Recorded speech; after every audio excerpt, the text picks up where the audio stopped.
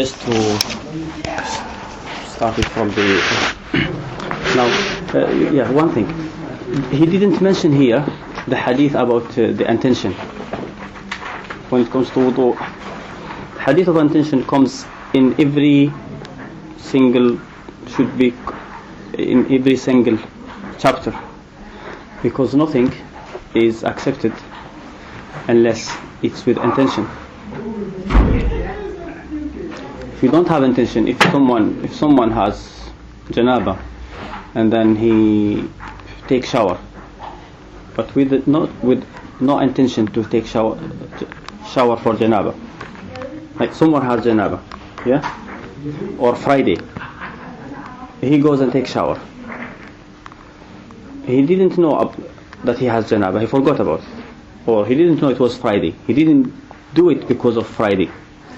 He just done it because it was hot, because he felt that he need to take some, clean himself. Later on he remembers that, today is Friday, or I had janaba. Will it be enough? No, he must do it again. The one that he has done before, it wasn't for the purpose to worship Allah. He did it for himself.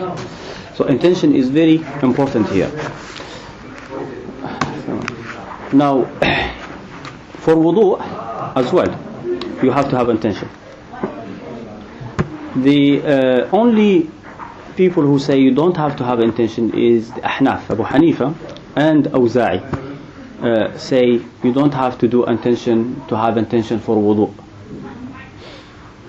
There is one thing when the fuqaha talk about. The fuqaha say there is a difference between when they divide the religion. They divide the religion into two categories.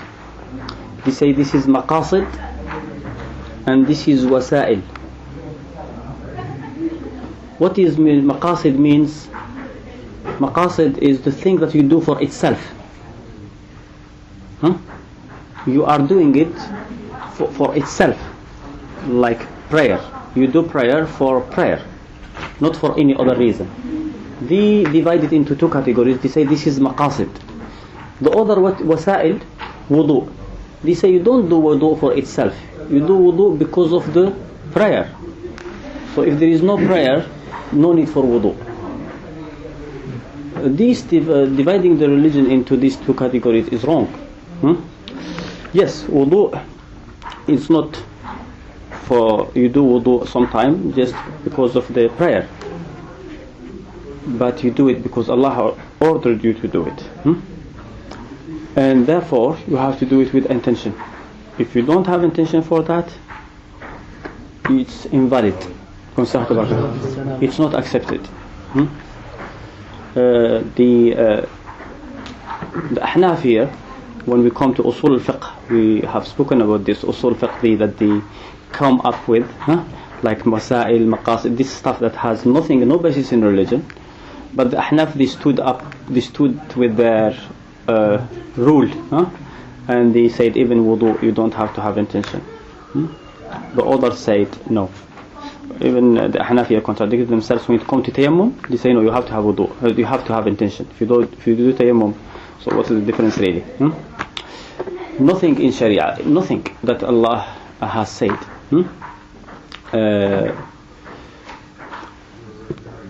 ordered us to do, or the Prophet ordered us to do with the order of Allah, of course, should be done without intention.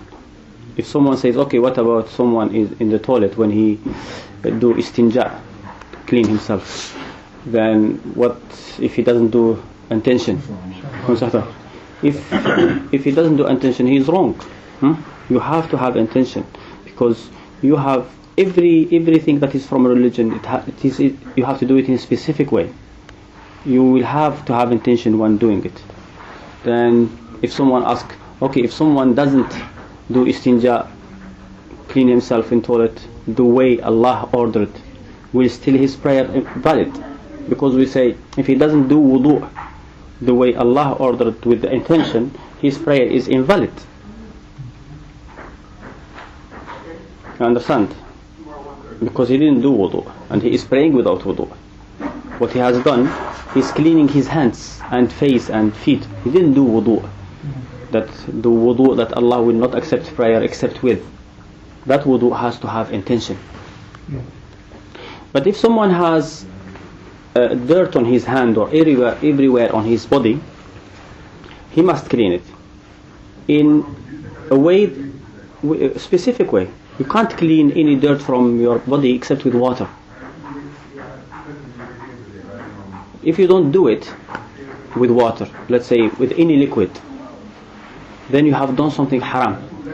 You have not done what Allah ordered you to do. But still, your prayer, when you stand up for prayer, your prayer is okay. Your prayer is accepted. Is right. You are doing it in the right way. Because, for one reason, there is nothing to say that there is no prayer without cleaning the dirt from your hand in specific way. But there is hadith that says La salata bi ghayri tahur. There is no prayer without tahur. And tahur here means the shower that you have to take for janaba, if you have janaba, or the wudu. So the wudu here is condition. That's why. So the contrary to the Ahnaf and the Awza'i, the majority consider the intention while doing wudu or taking shower an obligatory. And if someone does wudu, for someone, for example, is hot and came and washed his hand and face and feet, his wudu is invalid. If someone, for example, let's say, came and he was very hot, he washed his face and his hands, and then he remembered that he need to do wudu, and wiped his head, did niyyah, he wiped his hand and his feet, with wudu is invalid. He must start it from the beginning. So that is one thing that he didn't mention here. And then I will just go quickly through the wudu without reading the hadiths again, just what we have read before. So if someone wants to do wudu, first thing is the intention. The intention must be at the beginning. Anything that you do before you do intention is gone without intention, so you have to do it again. Sorry, how is this intention? How? Intention, knowing that I am going to do wudu. When you stand up, knowing that I am doing here this thing, you know that you are going to do wudu for prayer. Well, sometimes the action is combined probably. If I put stand out. Yeah, some people might say wudu. People generally don't do wudu the way we do it. It's not something that people will do just like that. So we know if someone is doing it, that he is doing wudu with intention. Yeah, that's fine. But someone may be, I gave you the example of shower. People may take shower without intention of taking shower for janaba, for example. He's just taking shower because it's hot, because he's sweat or on his body, because he finished his exercise. But he didn't never think about doing shower because today is Friday and they have to do shower, or because they have janaba and they have to do shower. So if he doesn't do that, if he doesn't have that intention when he was taking the shower, only to cool himself because it's hot or to clean himself, then that shower is not valid. He has done shower, it's fine, but now he must do another shower for the janaba. Same thing for wudu. Some people, because of they do wudu all the time, not to keep themselves clean. But this is the way they were brought up. Even when they don't pray, some people stop praying, but still when they clean, usually when they wake up they will do wudu, even the times when they are not praying. So this is how they do it every day. So if at one time he has done this wudu without intention, and then the prayer comes, he must do wudu again, because any action is not accepted except with the intention. إنما الأعمال بالنيات. This is, yes. When somebody does it, like for example, some people hold the opinion that to touch the Quran you need to have wudu. So somebody does wudu for reading Quran and then the prayer comes. Well, he has wudu. He has done wudu for the sake of Allah. Huh? So when he has done this wudu, he done it for the sake of Allah. There is nothing to say there is wudu, special wudu for Quran or special wudu for praying. You see, when you go to sleep, according to the hadith, you have to do wudu. Yes, the Prophet told hadith al-Bara ibn Azib, which is in Bukhari and Muslim, إذا أتيت مضجعك, if you go to your bed, فتوضأ وضوءك للصلاة, then do wudu like the wudu of the salat. Now if you do that wudu to go to sleep, and then you couldn't sleep, and you want to pray, you don't have to do wudu again. You have wudu already. لا صلاة بغير طهور, and this is tahur. And when you have done it in the sake of Allah. You didn't do it just for because you are hot or. Sheikh, is that wudu an order or is it optional? That is order.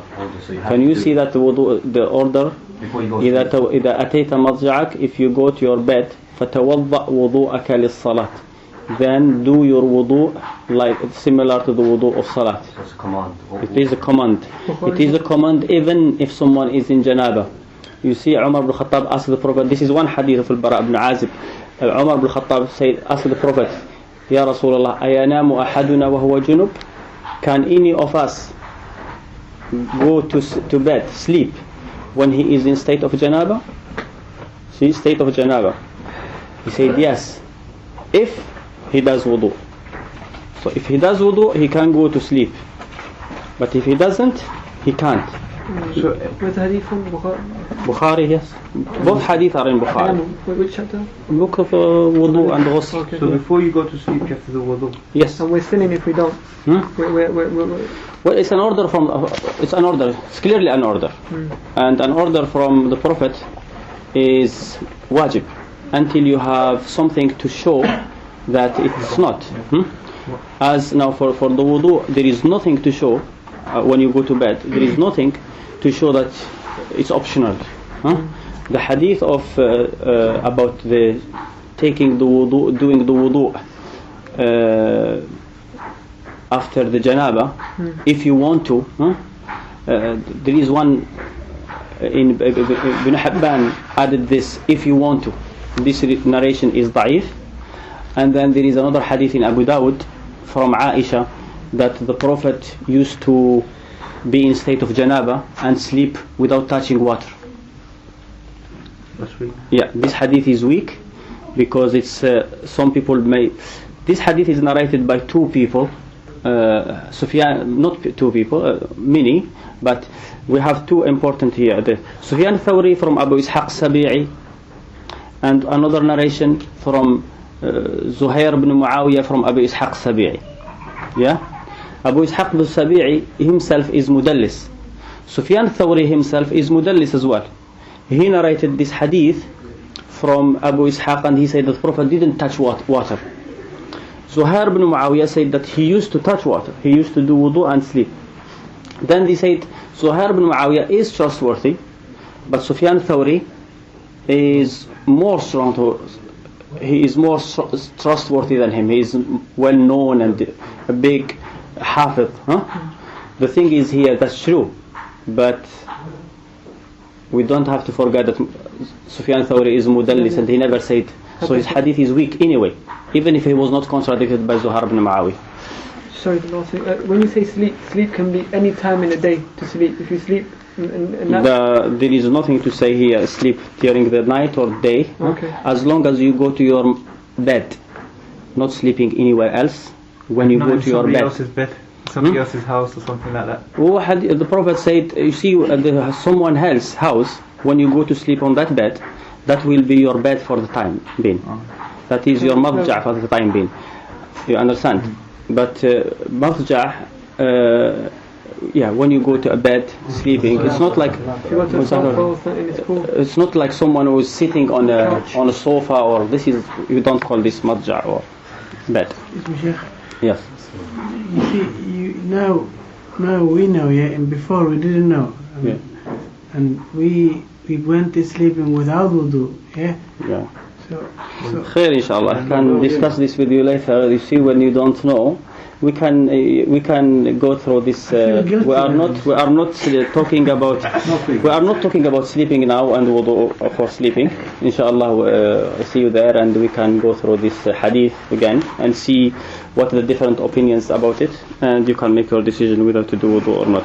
The brother probably was referring to niyyah. Some people they would read something, Allahumma inni nawaitu this and that. Yeah, and I thought maybe he's no. Yeah, but I know this is wrong. It's done only in Ramadan.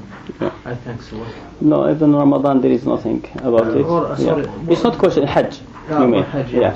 There is nothing to say that if you say it, it's wrong, it's bid'ah or something. But it's not what normally you do. It's not what. Allah knows it. Yeah, Allah knows, of course. And if He knows, He knows Hajj as well. We still say Allah labbaik Allahumma Hajj. No, if someone says it because he is so. Some people have what we call waswas. Huh? Yeah. He will do the intention and then at the middle of prayer, did I do it or not? But if he says it, he will be sure that okay, I did it. But I said it. You understand? So anyway, we have to go just quickly through the wudu. So first is the intention, and then you have to say Bismillah. You have to say Bismillah because of the hadith that we didn't read here, but there is hadith that the Prophet ordered to say Bismillah. So if you forget to say Bismillah, your wudu is still valid. And then if you woke up from night sleep, you have to wash your hand 3 times. That is if you woke up from night sleep. Any other time is just desirable to wash the hands 3 times. And only if you the nose as well. Yeah. No, yeah. I'm talking about the hands now. We have not come. Yeah, but I don't want to. Just we finish the.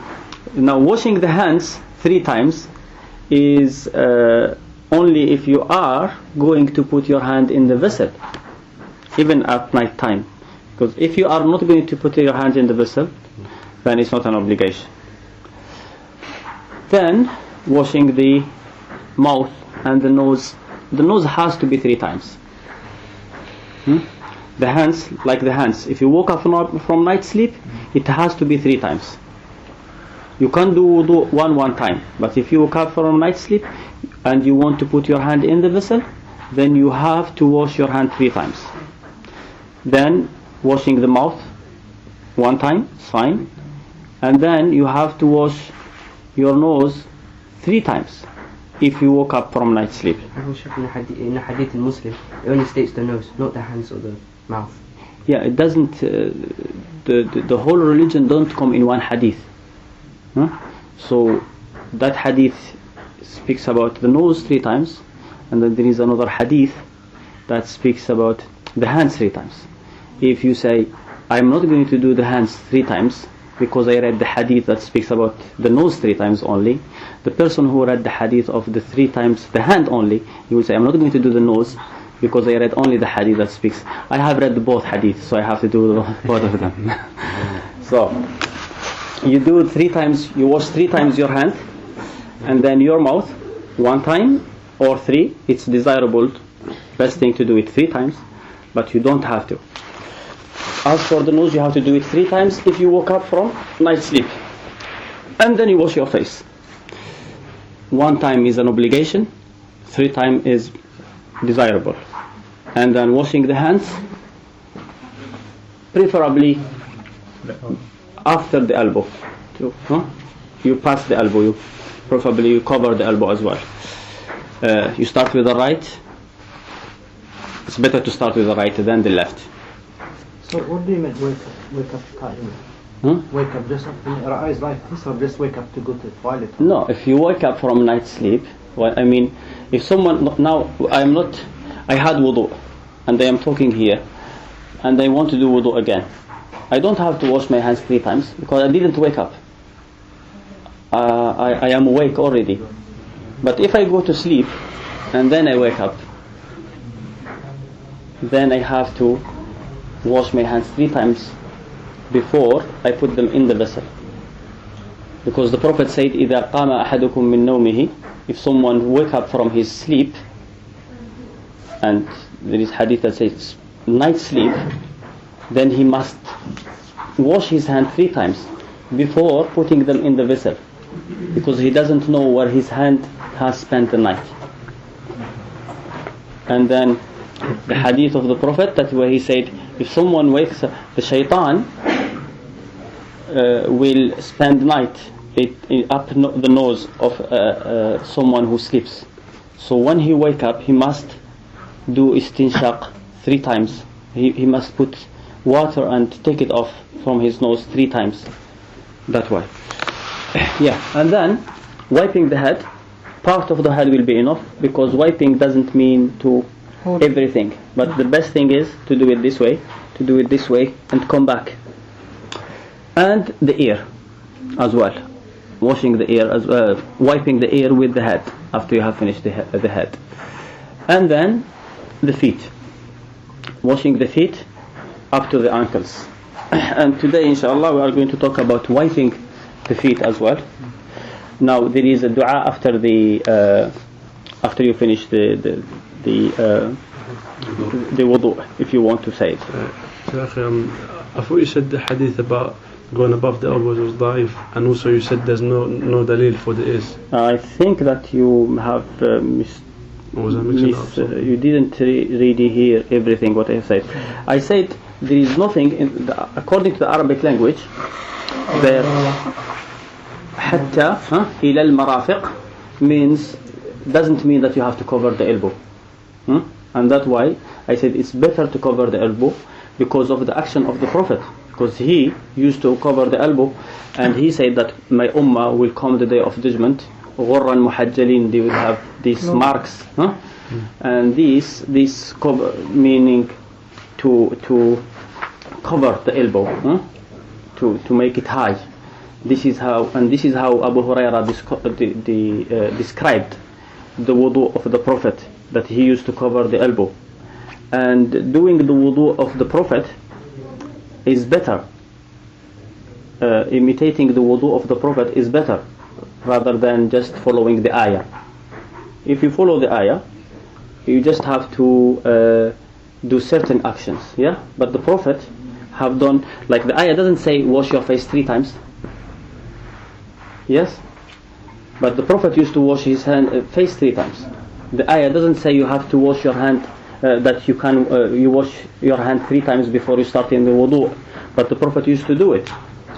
But after he did this wudu, what did he say? He said, whoever does wudu similar to my wudu, and then pray 2 rak'ah, not thinking about anything that is strange to the prayer, outside the prayer, Allah will forgive him his past sins. So this wudu here, which includes some actions that are not in the ayah, is better than just following the literal ayah. You understand? And how about the ears? About the ears, I told you, all the hadith that mention the ear are da'if. Hadith of Muawwid bint Afra, hadith of Rubayya bint Muawwid bin Afra, or the hadith of Ali ibn Abi Talib, or hadith of Ibn Abbas. I told you the best hadith is the hadith of Ibn Abbas. Ibn Manda say the hadith of Ibn Abbas is the best, if we come to or the only one. Ibn Manda say the hadith of Ibn Abbas is the only hadith which is sahih about wiping the ear. But the hadith of Ibn Abbas is narrated by Abdul Aziz bin Muhammad Darawardi and Muhammad bin Ijlan. Both of them are not strong. However, I told you that there is hadith which is narrated by Sunabihi. It's in Nasa'i, Sunan Nasa'i, and in this hadith the Prophet said, whoever does wudu and wash his mouth, his sins will come out with this. And if he wash his head, the sin will come from his ear. So the ear is part of the head. So if you wipe your head, you wipe your ear as well. You remember this? And it's fine now? Yes, fine. Okay, jazakallah khair. So, and then you wash your feet. And then you do this dua, Ashhadu an la ilaha illallah wa anna Muhammadan abduhu wa rasuluh. After the dua, Ashhadu an la ilaha illallah wahdahu la sharika lah wa ashhadu anna Muhammadan abduhu wa rasuluh. This is the Prophet said according to the hadith which is in Muslim, that whoever does wudu and say this dua, Allah, the door of Jannah will be open for him. And today, inshallah, we go to the wash or the wiping of over the khuffain. Yes. No, is there another dua? Allahumma ja'alni min at-tawwabin. And we said last week that this hadith was da'if. Oh, you were not here. Yeah. Okay, fair, inshallah. Allahumma ja'alni min at-tawwabin waj'alni min at-tahirin. Yeah, I've explained all the narrations of the hadith last time where it's weak. You can't say it with him. Yeah. And now the chapter number 5 is the wash or the wiping over the khuffain, over the shoes, or here it says 2 leather socks. The first hadith is narrated by Mughira ibn Shu'bah. Narrated by Mughira ibn Shu'bah, he said, once I was in the company of the Prophet. He then performed ablution, and I reached down to take off his socks or the khuffain. Mughira ibn Shu'bah wanted to take off his socks so he can wash his feet.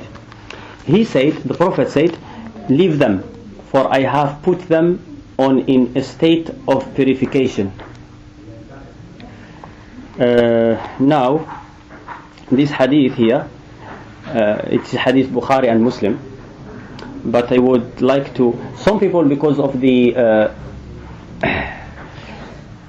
translation, sometimes they don't care really about the words, because it doesn't make any difference according to their understanding, because they understand it in a way, so they don't find, they say, okay, it's fine to interpret it this meaning rather than taking the exact wording. But I will try to explain this hadith, to translate it exactly the way it is in Arabic, because this understanding, there is different opinion about this. Now,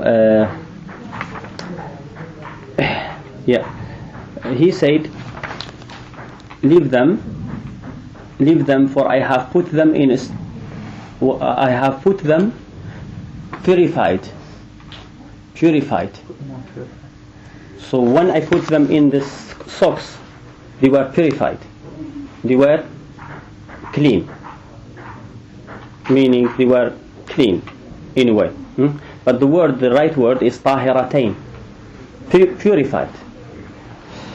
Now this hadith, the majority has taken this hadith to be the majority, except Dawood bin Ali and Abu Thawr and Al-Muzani in one narration. Just few people who contradict the understanding of the Jamhur. The Jamhur, the majority, say that if you have wudu,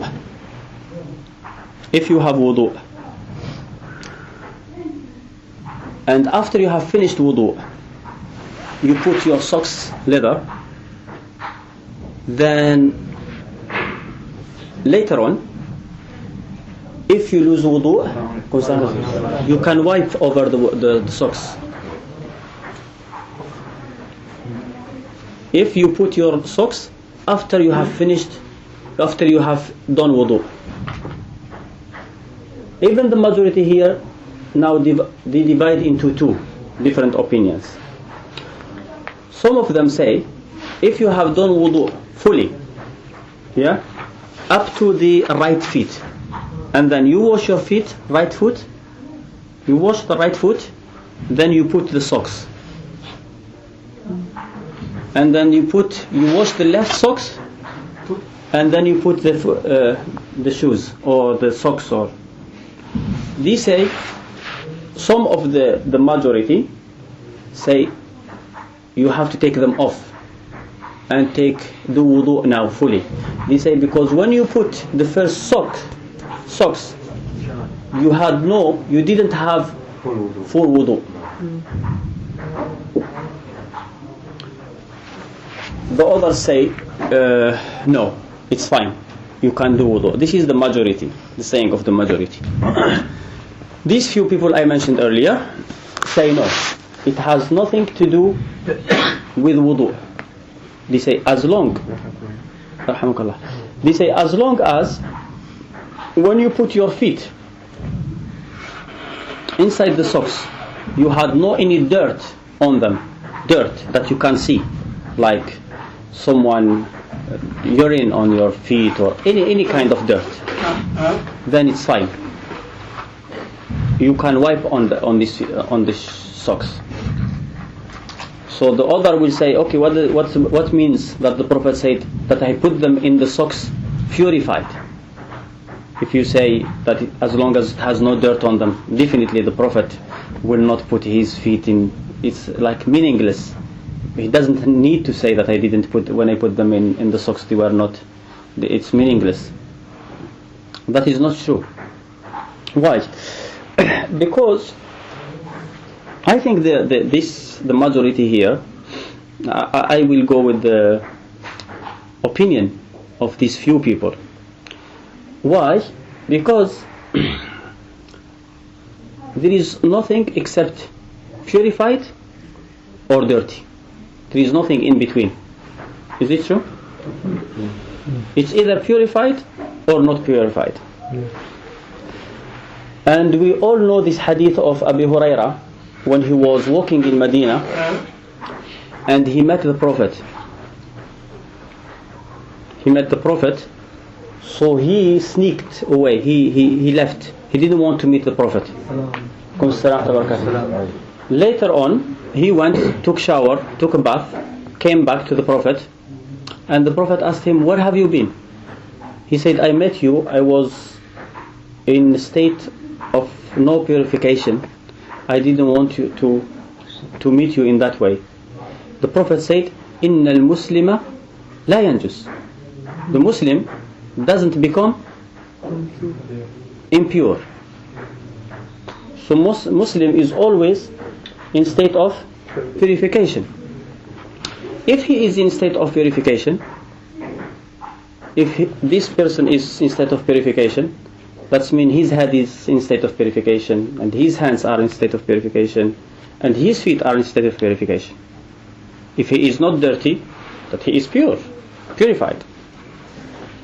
So that is what the Prophet said. He said, "I put my feet while they were purified." The only way we can say this person is not purified for a Muslim is if he has dirt on his body. Even when Abu Huraira was in state of janaba, he was still purified. This is what the Prophet has said. So the condition, really the condition to have wudu,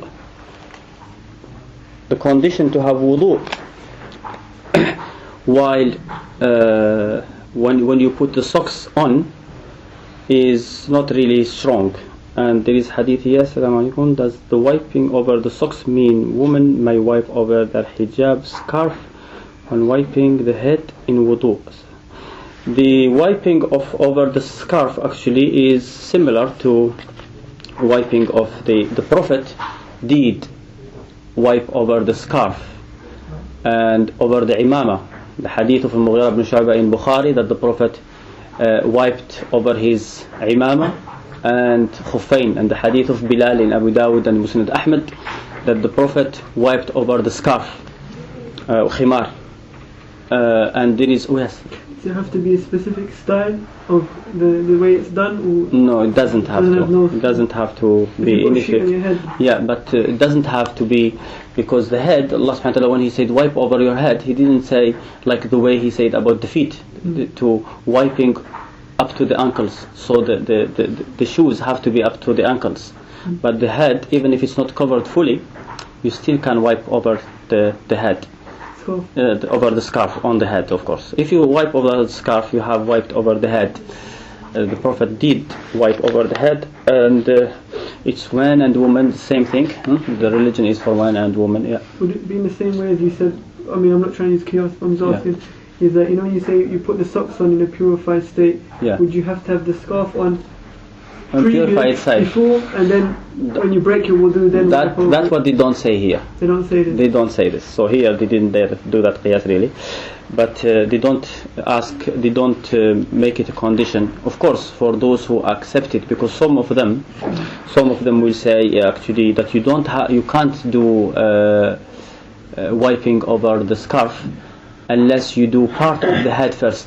Like you do part of the head at the beginning, and then you continue, like Abu Hanifa.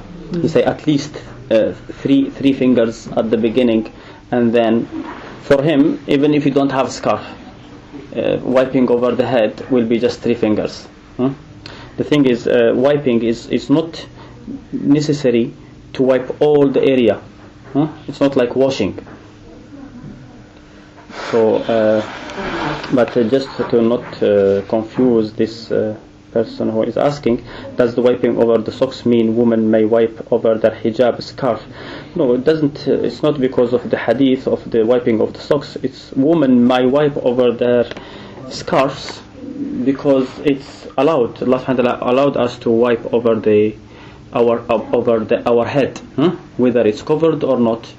And then the Prophet used to wipe over his imama and over the scarf. The hadith of Bilal doesn't say imama, it says scarf. Obviously, when you move the imama, you have to move the imama up a little bit, right? Well, you don't have to. There is nothing. So if you have there is some hadith that says that the Prophet moved, not moved, that he wiped at the front of the head and then continued on the imama. But there is hadith that says that he wiped over the imama, just only over the imama. If I have my head like this now, I can just wipe it over this. Yes, you don't have to move to touch the head really. Yeah. And sorry, question. It's not. I'm serious. I'm not joking. You said what before it was there? No, sorry. Okay. You wipe over the hair. Yeah. Let's say someone doesn't have hair. Yeah, I don't say you have. Allah subhanahu wa ta'ala said biru'usikum. He didn't say on your hair. You mentioned hair. I said, Yeah, I'm just. I was thinking maybe someone doesn't have hair. He doesn't. No. Allah didn't say hair. He said the head. All right. Okay. Whether it's covered with hair or not. Yeah. So that is my way of talking. You see, when I'm talking, I'm just a person talking, but you have to clarify things. But it's the words of Allah that we have to be careful and take exactly the way they are, not the words of the human being. Yes. Well, there is an order here. Prophet ﷺ ordered us to do something. Yeah. Why consider the opinion of the fuqaha? Well, we are here. Sometimes there is 2 different opinions, and it's either one opinion it's totally wrong. You can see it's wrong. Still, you just say it and explain why it's wrong. Some people may not see it, why it's wrong. And if it's close, sometimes really the other opinion you don't just say, it's totally wrong. He has something. He said it because based on some dalil. So some people may get confused. So it's more. You have to explain it. In this case, really, you have to understand. Now, when I say أدخلتهما طاهرتين, when these people you say you have to have wudu before you put your feet in the socks, they didn't say it from their heads, just like this. You understand? It's based on something, based on the hadith, which they understood in a way, and some people understood in a different way. So, considering the opinion of the fuqaha, they try to explain something here. You will never learn if you don't know all the opinions you have to try to, before you make a decision in any matter of religion, to know every single opinion, the majority, a single person, anyone who is a Muslim. You just hear his opinion. Doesn't matter how knowledgeable or how ignorant he is. Someone who doesn't have knowledge at all might say something which is meaningful, and you understand. being not knowledgeable, very knowledgeable, doesn't mean that you will never understand anything, nothing. You can understand nothing. The Prophet said, لِيُبَلِّغِ الشَّاهِدُ الْغَائِبِ, the people who are present in this place, the people who were present with him in Hajj, he ordered them to transmit the message for those who come after, because some who come after, some of the people who come after them, who are not Sahaba, might understand it better than them. This is the Sahaba, the most knowledgeable people. It's their language. They heard the hadith from the Prophet directly. They don't have to care about this hadith is sahih or da'if, or you see, it's and whether the Prophet said it or not. It was, but still the Prophet told them to give this message the way they heard it from him, because some people who were not there might understand it better than them. So you have to take the opinion of everybody. If there is a you are looking at a matter and then they say the Sahaba have said something, and Hassan al-Basri or Abu Hanifa or Malik, or you won't say, I will not say, oh, I am going to reject what, because the Sahaba, I am going to stop here. The Sahaba have said it, definitely they are right. No, I will want to know what Hassan al-Basri said. I will want to know what Ibn Taymiyyah has said. I will want to know what Nawawi has said. And definitely I am not going to make my decision that I am going to say what the Sahaba have said, and leave what Ibn Nawawi has said until I've looked at it, and then I make my decision. Good. Yes, and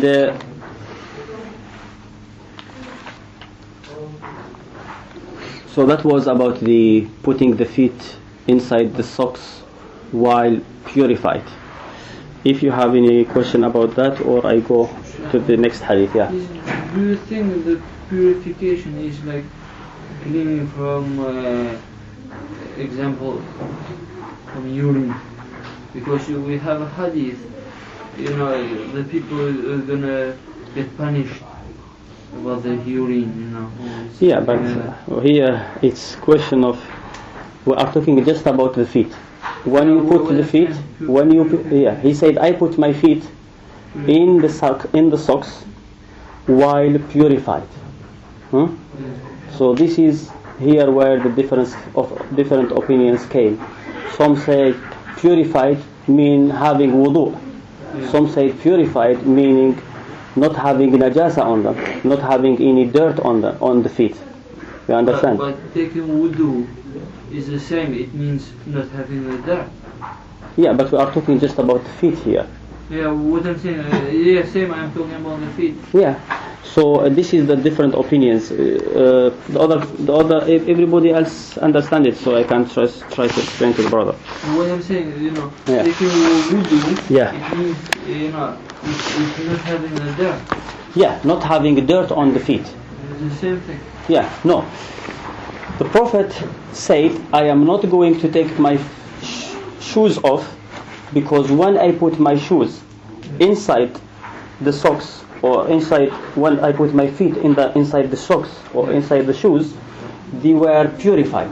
Now this purified, what does it mean? Does it mean purified meaning they were clean with wudu, or meaning there was no dirt on them? You see, sometimes you have wudu, but you finished wudu, and then you have dirt on your feet. You walk and you put your feet on dirt. You don't have to do wudu again, do you? You don't have to. You just have to go and wash your feet, because your wudu is not broken. You see, if it is not najasa. No, it is najasa, but you put your feet on the najasa. Putting your feet on the najasa doesn't break your wudu. It just makes your feet not clean. So you have to go and wash your foot only. You don't have to go and start wudu from the beginning. Understand? So if this person has put his foot inside the shoes, is it this one with the urine? Yeah. Where I'm saying for najasa. Yeah, urine is najasa, no? Yeah. Yeah. It's dirt. it comes the same thing. Yeah, it's the same. We have two things here. If the Prophet explained to Abu Hurairah that the Muslim is not najis, yeah, that means is purified. Purified. Then when he spoke about only his feet, yeah, he directed only his feet. He doesn't have to say they were purified because the Muslim is already purified, all of him. Yeah, but if his feet had najasa on them, let's say he had a boy on his feet and he urinated on his feet and then he stood up and put his feet in the shoes, then now, without washing them, now he must take off his shoes and wash them. He can't just wipe over them. Because in only this case, his feet will not be purified. So touching a dog is najis. It doesn't break wudu. Now that's whether the dog is najis or not, that is one story. However, let's say any najis. If you touch something that is dirty, as long as nothing stays in your hand, we believe, not everybody believe, but some people believe that mushrik is najis. Allah subhanahu wa ta'ala said, إِنَّمَا الْمُشْرِكُونَ najis.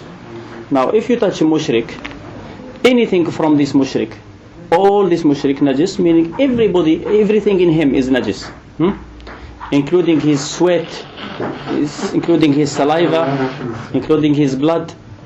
Now if you touch him in a dry day and nothing stays in your hand, it's fine, you are clean.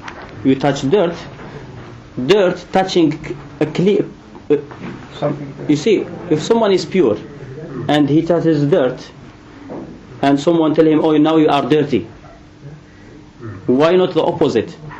Someone dirty touches something clean, oh, now he is clean.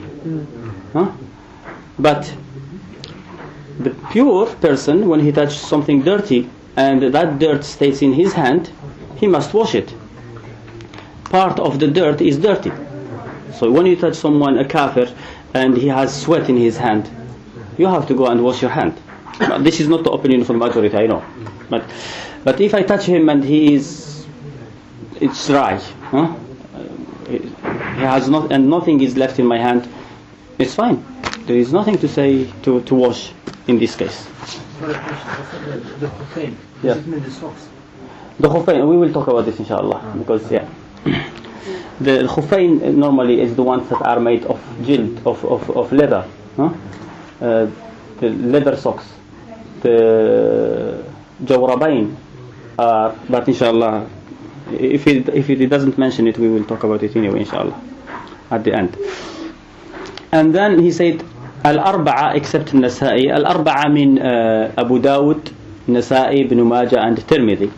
So he said al-arba'a, meaning these four except Nasa'i, reported from Al-Mughira, meaning the four books, the Sunan, reported from Mughira that the Prophet said that the Prophet wiped over the upper part of his leather socks and the under part of the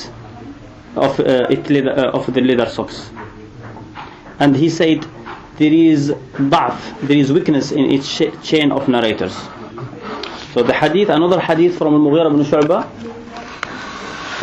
says that the Prophet has wiped over and under the leather socks. And he said this hadith, there is weakness in it. This hadith is weak for many reasons. One of the reasons is the narrator Al-Walid ibn Muslim is mudallis, and he has special way of doing tadlis. We call it tadlis taswiyah.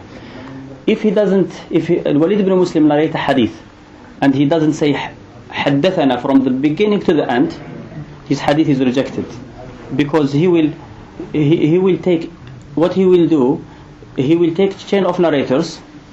Anyone that is weak in the chain of narrators, he will remove him. So if he doesn't say I heard from the beginning to the end, his hadith is not accepted. This is one reason why this hadith is da'if. The second reason, which Ahmad bin Hanbal mentioned and Abu Dawud in his book when he narrated this hadith, is that the narrator of the hadith called Thawr ibn Yazid never heard this hadith from Raja ibn Hayawa. This is the other reason. The third reason is the hadith is narrated by the writer of Mughira ibn Shu'bah. The writer, the one who used to write for Mughira ibn Shu'bah. Now, we know that Mughira ibn Shu'bah had a writer called Warrad, and his hadith is narrated in Bukhari and Muslim. He is trustworthy unanimously, but doesn't mean that he had only one writer. He was the leader of Kufa. He must have had few writers to write for him. Now that nobody mentioned here that the writer was Warrad, then it may be someone else that we don't know. This is three reasons which make this hadith very weak, not only weak. One of them will be enough to make the hadith weak. So there is nothing. The hadith which is sahih from Mughira ibn Shu'bah that the Prophet wiped over his leather socks on the top, not from the bottom. Yeah, let me just finish the other hadith and then we talk about this subject. The other hadith is narrated by Ali. He says, if the religion were based on opinion, it would be more fitting to wipe the under parts of the leather socks rather than the upper. However, I have seen Allah Messenger wiping over the upper part of his leather socks. This hadith is narrated by Abu Dawud. He say with Isnad Hasan. Yes. Okay. Now, wiping over the socks, according to Abu Hanifa, you have to wipe with minimum 3 fingers. That will be enough. Doesn't matter whether on top or under. According to Malik and Shafi'i, if you wipe over the socks or under the socks only, it's wrong. You have to wipe over and under the socks. This is Malik and Shafi'i. Malik says if someone wipe under the socks only, he must do wudu again and repeat his prayer. Shafi'i say no, he doesn't have to, but he considered it not to be the right way to do the wiping. Now the wiping has to be really anywhere. It doesn't have to be on the top. The top is the action of the Prophet.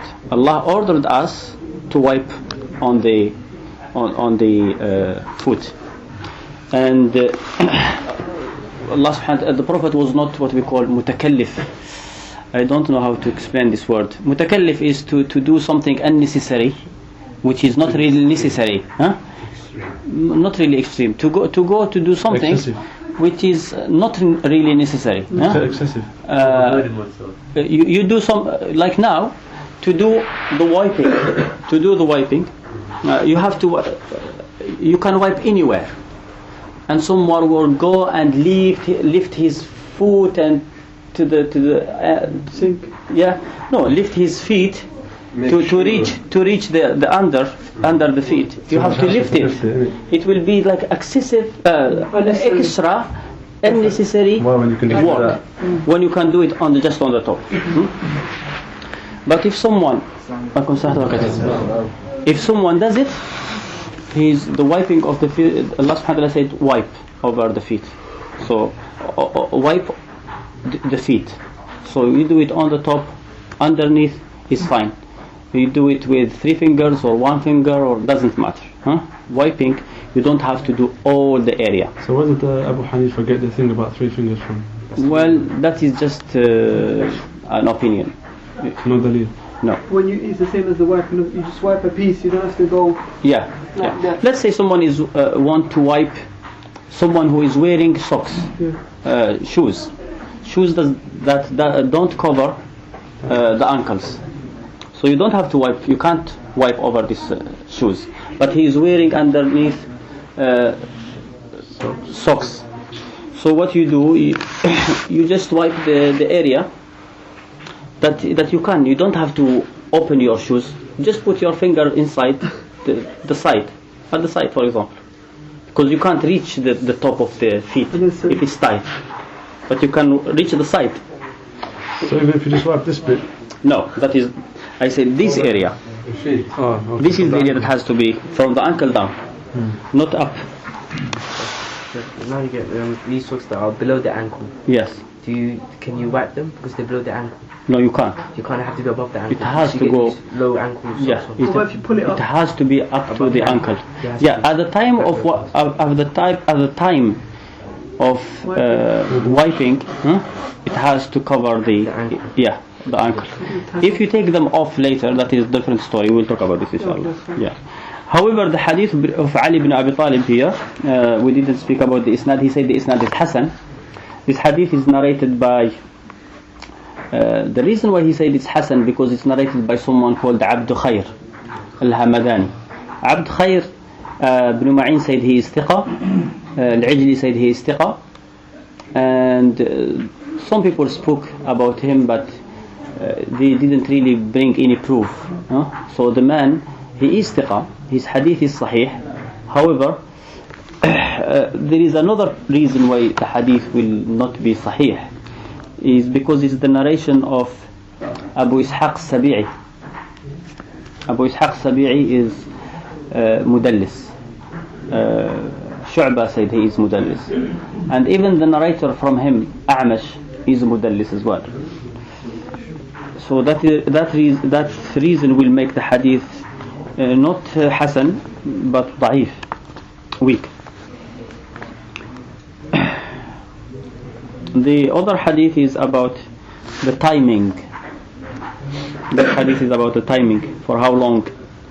Narrated by Safwan ibn Assal, he said, when we were on a journey, the Prophet used to command us not to remove our leather socks for washing our feet in ablution for 3 days and 3 nights, even if we had to answer the call of nature or slept.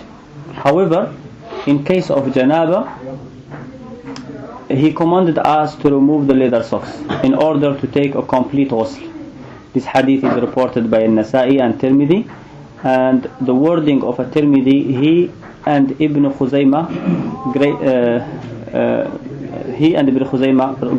graded this hadith to be sahih. So the hadith that Safwan ibn Assal said when they were in trouble with the Prophet, he used to order them not to remove their socks for 3 days, except in even if they had to answer the call of nature, or if they slept, and if they are in case of janaba.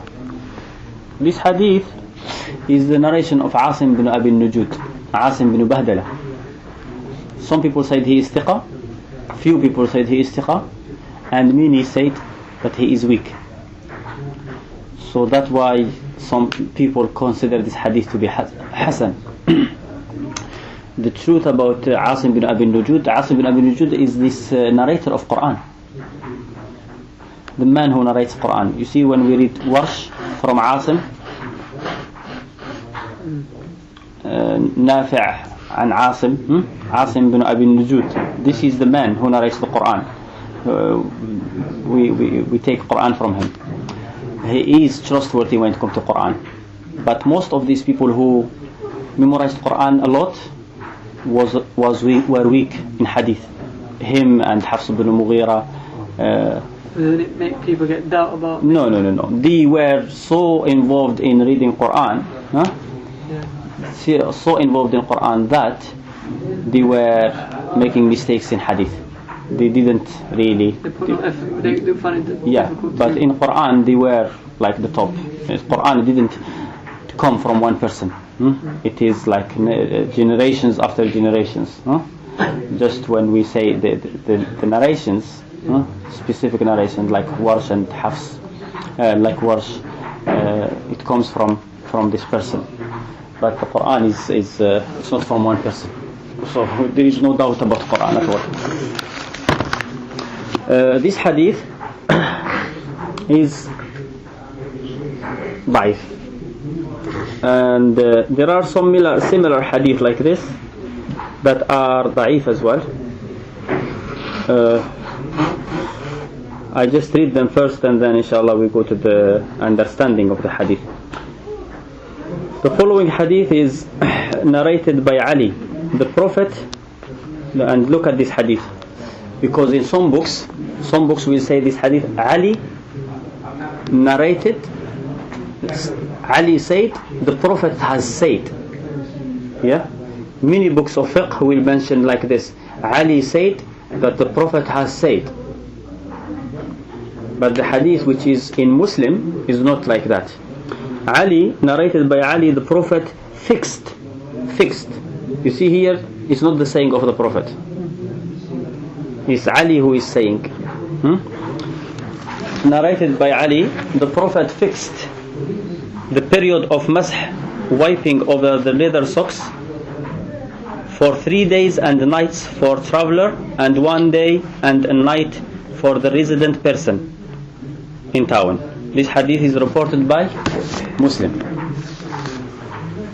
But he never said that the Prophet said 3 days. He said he fixed. This hadith in Muslim is like this. Shuraih ibn Hani went to Aisha and asked her about wiping over the leather socks. She told him, go to Ali ibn Abi Talib and ask him. He used to travel with the Prophet. So he went to Ali ibn Abi Talib and then he told him this. This hadith, there is two different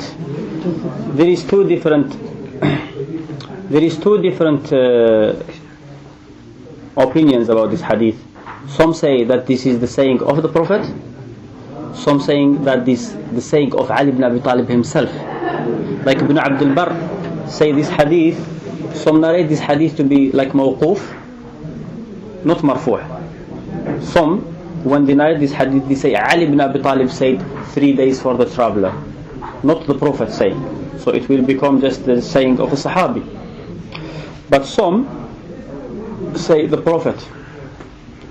The narrations in Muslim are where the Prophet has fixed. Yeah. And some people say the ones who made it the saying of the Prophet. Some say the ones who made it the saying of the Prophet are stronger than the one who made it the saying of Ali ibn Abi Talib. That is as well something that is not true, because the ones who made it the saying of Ali ibn Abi Talib, even though they are strong, like Abdul Razzaq from Sufyan al-Thawri, from Amr ibn Qais al-Mala'i. Now Amr ibn Qais al-Mala'i is not really well known, and Sufyan al-Thawri is a mudallis, and Abdul Razzaq, whenever he narrates from Sufyan al-Thawri, he is not his narration is not accepted, because he make mistakes. He didn't memorize the hadith of Sufyan al-Thawri properly. He is himself thiqa, trustworthy, but when it comes to Sufyan al-Thawri, he didn't memorize his hadith properly, and he make mistakes. So the hadith, those who said made it the saying of Ali ibn Abi Talib are stronger in this case, and these make this hadith not the saying of the Prophet. There is another hadith from Khuzaymah ibn Thabit as well. There is another hadith from Khuzaymah ibn Thabit that the Prophet has said, for the traveler 3 days, and for the resident 1 day. This hadith, he didn't bring it here. That hadith as well is weak, because it's the narration of someone called Al-Jadali. And so this hadith that's in Muslim that you're saying that's weak as well, yeah? This hadith, I told you, it's the saying of Ali ibn Abi Talib. Most likely the saying of Ali ibn Abi Talib, not the saying of the Prophet. However, even if it was like marfu' to the Prophet, he never said the words of the Prophet. He said the Prophet has fixed. The hadith of Khuzaymah ibn Thabit, that the Prophet has said 3 days for the traveler and 1 day for the resident, that hadith is weak because it's the narration of someone called Al-Jadali. Jadali, this man is majhul, is not known. And Ahmad bin Hanbal said Al-Jadali never met Khuzaymah ibn Thabit, and he considered the hadith to be da'if. Then the reason I'm going to jump to hadith to go to this last one, just because it talks about timing as well. Narrated Ubayd ibn Imara. No, the hadith of Ubay ibn Imara. Say Ubayd. Narrated Ubay ibn Imara. I asked, O Messenger of Allah, may I wipe over the khuffain? The Prophet replied, yes. I asked for 1 day. He replied, yes. I again asked, and for 2 days? He replied, yes. I again asked 3 days. He replied, yes. And as long as you wish. This hadith is narrated by Abu Dawud, who said it is not strong. Ahmad bin Hanbal said the isnad of this hadith is unknown. And the same thing said Daraqutni. There are 3 men who are not known in the hadith, one at top on the other, up to this Abi Umara, who we don't, Ubay ibn Umara. And then there is even the narrator from these unknown people is Yahya ibn Ayyub, who is weak. So this hadith is da'if. The hadith just about the timing. There is 2 different opinions about the timing. The majority say that you can wipe over your socks 3 days if you are traveling, and 1 day if you are resident. This is contradicted by Umar ibn Khattab, his son Abdullah ibn Umar, Uqba ibn Amir, Sahabi, Hassan al-Basri, Malik, and Layth ibn Sa'd. These people say that wiping over the socks has no limit. You can wipe as long as you want. What's the dalil? Well, the dalil that there is no limit from the Prophet. It's either they didn't know the hadith, or they consider the hadith to be da'if. Not Umar ibn Khattab, because he didn't know he doesn't know hadith da'if and sahih. For him it's easy to, if either he didn't know this hadith, of course. If they were da'if, he definitely didn't hear about them. The hadith da'if are the ones that are made up later. Yeah. So either Malik didn't know this hadith, him and Layth ibn Sa'd, or he considered this hadith to be da'if. The truth is, I told you about this hadith. The one that they say 3 days, the one that say the hadith 3 days, like the hadith of Ali ibn Abi Talib. Many narrators made it the saying of Ali rather than the saying of the Prophet. The hadith of Safwan ibn Assal is the narration of Asim ibn Abi Nujud, who is weak. The hadith of Khuzaymah ibn Thabit is the narration of Al-Jadali, who Ahmad ibn Hanbal himself said that he never met Khuzaymah ibn Thabit, which make the hadith broken, the chain broken, so it's da'if. And the hadith that says the opposite is da'if as well. So we are left about, you do the wiping over the feet, but for how long? So those who consider the hadith to be sahih will say 3 days for the traveler and 1 day for the resident. Those who don't, like Malik and Shafi'i and Layth ibn Sa'd, will say without no limit. Of course the limit will be Friday, because you have to take shower, and shower you have to take, so it will be 7 days in normal circumstances. That's for the traveller or the resident? There is no delay. Yeah, even the shower of Friday is wajib for the traveller or for the resident. So there's no hadith sahih about this? About the 3 days? About the timing of how long it should be or anything? If there was hadith sahih, really the majority shouldn't have taken it. Why? Because if you remember last time we have spoken about the mafhum al-mukhalafa. We said the majority consider number, مفهوم مخالفة, the numbers doesn't mean anything when it comes to numbers. If the Prophet say, if someone dies and 40 people pray janazah, he will be forgiven. Doesn't mean that 20 will not be, if only 20 pray, or that he will not be forgiven. Yeah? Here is same thing. When you say 3 days, if the Prophet said 3 days, they will have to say, because they say numbers don't mean anything, they will have to say 3 days doesn't mean that 5 days is not okay. And here they have opinion and they don't have proof, and we still consider it. I heard from someone, I can't remember who, but they said that it has to be within like the day, 1 day and 1 night. Yeah, for the resident, yes. For the resident. Yeah. As long as the socks they are on. As long as you don't remove them. Yeah, as long as you don't remove them, but you have to remove them for at least for Friday shower, or someone who's janaba, for example. You said Friday ghusl is is a wajib or a mustahab. Okay, just tell me what does it mean. If the Prophet say ghusl yawm al-jumu'ati wajib, what does it mean? It's an obligation. Okay, so the Prophet has said this hadith in Bukhari. No, I don't know. I thought before it's just mustahab.